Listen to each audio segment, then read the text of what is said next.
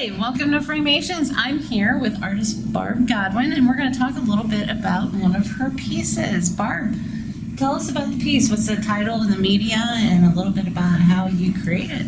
Well, first of all, it's pyrography, which is a more professional name for wood burning.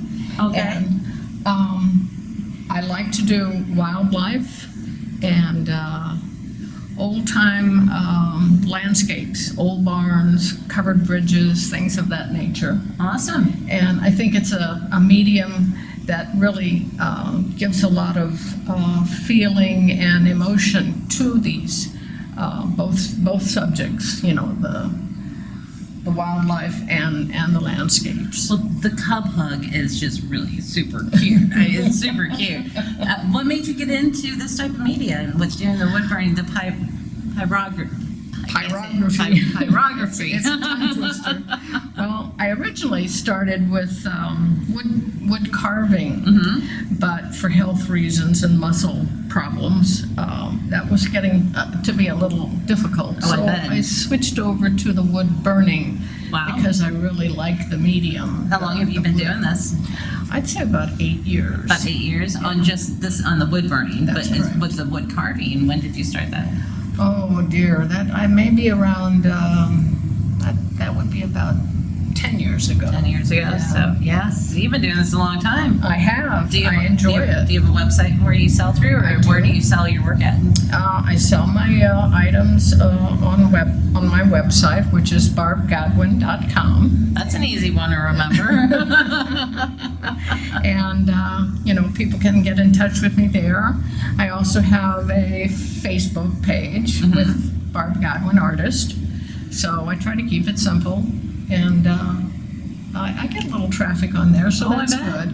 I bet. And With as adorable as these are, they're just. I've seen a few of her other pieces. I wish I had some others to show you right now, but you can check out the website to see more too.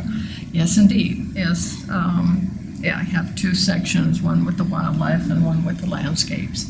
And these two bear cubs were actually photographed in Rocky Mountain National Park, and they were sequestered up in this big pine tree, safe and away from prying eyes of photographers and all kinds of tourists.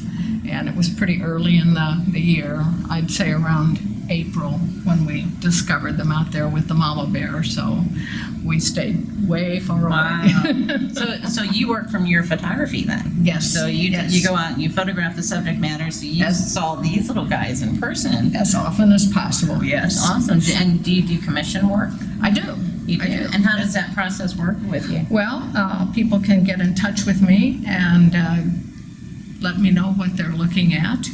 And I have to work, or I work best from a really good picture of the item, subject, whatever it might be, and discuss with the owner or the consignee what they would like from the picture.